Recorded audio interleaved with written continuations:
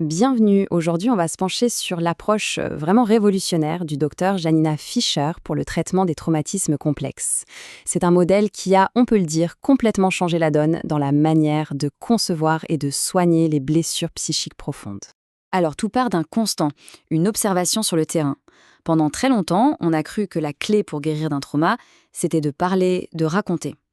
Or, ce que Janina Fischer et d'autres cliniciens ont observé, c'est que le fait de raconter l'événement en détail, loin d'apaiser, ça pouvait en fait réactiver toute la terreur, toute la détresse.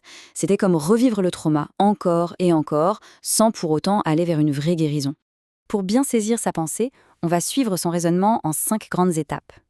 D'abord, on verra le nouveau paradigme qu'elle propose. Ensuite, on fera une distinction absolument fondamentale entre traiter et guérir. Puis, on explorera le concept clé d'auto-aliénation et le rôle crucial de la mémoire corporelle. Et enfin, on verra comment tout ça s'assemble dans un modèle de soins très cohérent. Allez, on plonge directement dans le premier point, et c'est un vrai changement de perspective. L'idée, c'est de déplacer le projecteur. On arrête de se focaliser sur l'événement traumatique lui-même pour s'intéresser à ses effets, à ce qu'il a laissé à l'intérieur de la personne. Et là, ce qui est vraiment frappant, c'est le contraste. Fini l'idée de devoir affronter frontalement des souvenirs insupportables. L'approche de Fischer, elle, se veut douce, bienveillante. Le but n'est plus de traiter le souvenir de l'événement, mais bien de soigner les blessures internes que cet événement a créées. Des blessures comme la honte, le sentiment d'être cassé ou ce désespoir profond. C'est cette question, posée par la chercheuse Rachel Yehuda, qui a vraiment tout fait basculer. Elle a mis le doigt sur une faille énorme dans l'approche classique.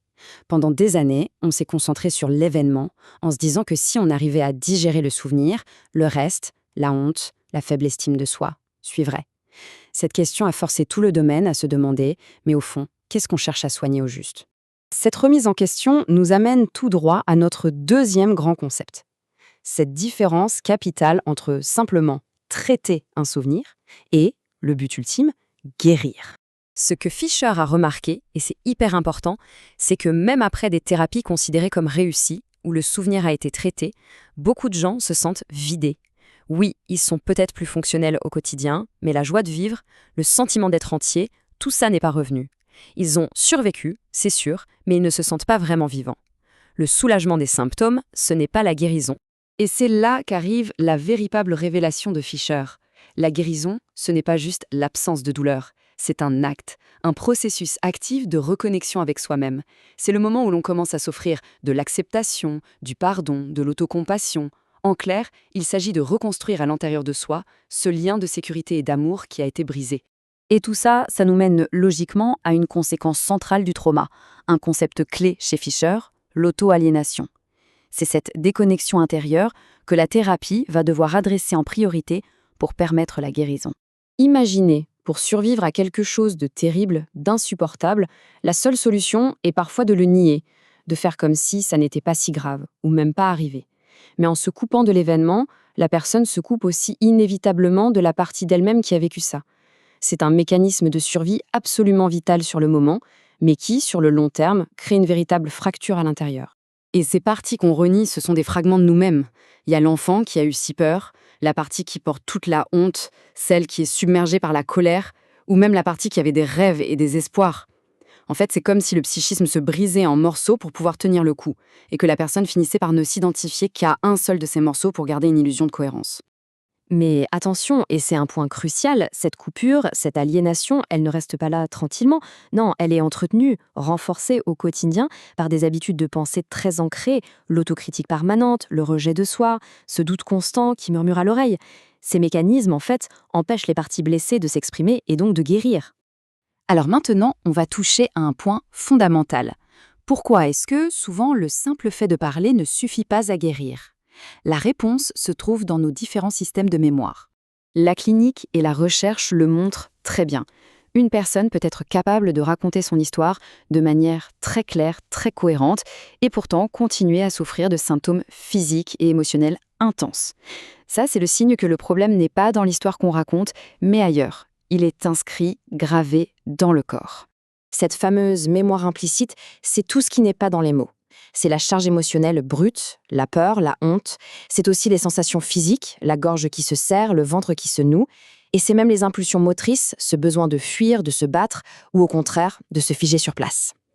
C'est cette mémoire du corps, stockée dans le système nerveux, qui doit devenir la cible directe de la thérapie. Et la bonne nouvelle, c'est que les neurosciences nous montrent comment on peut agir là-dessus, sans se laisser déborder.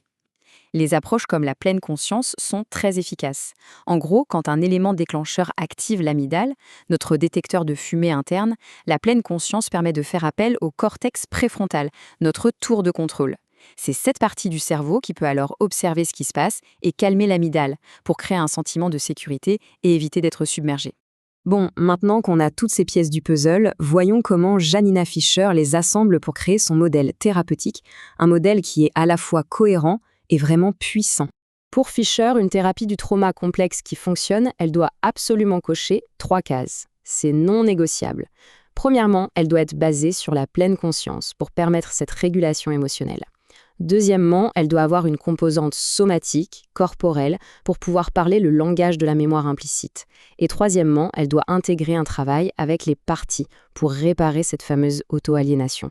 Et c'est là qu'on voit toute l'intelligence de son approche. Elle va combiner 2 grandes modalités thérapeutiques qui existent déjà. D'un côté, la psychothérapie sensorimotrice, qui est parfaite pour travailler avec le corps, avec les sensations, et donc réguler la mémoire implicite. Et de l'autre, le modèle des systèmes familiaux intérieurs, l'IFS, qui offre un cadre magnifique de bienveillance pour apprendre à dialoguer avec toutes nos parties intérieures et guérir cette relation fragmentée. Donc, pour résumer, le but change complètement. On ne cherche plus à régler le problème de l'événement passé. Non. L'objectif, c'est de construire, ici et maintenant, une nouvelle relation à l'intérieur de soi. Il s'agit, pour la partie adulte d'aujourd'hui, d'apprendre à devenir une figure bienveillante, protectrice et aimante pour toutes ces parties plus jeunes qui portent encore la douleur. Et on termine avec cette citation qui résume parfaitement l'esprit de son travail. Le but ultime de la thérapie, ce n'est pas que le thérapeute soit un magicien qui guérit la personne. Le but, c'est de permettre à la personne de sentir, de redécouvrir en elle sa propre capacité à guérir. Il s'agit de restaurer ce qu'elle appelle l'agentivité, c'est-à-dire retrouver son pouvoir d'agir sur sa propre vie, de redevenir le pilote de son propre bien-être.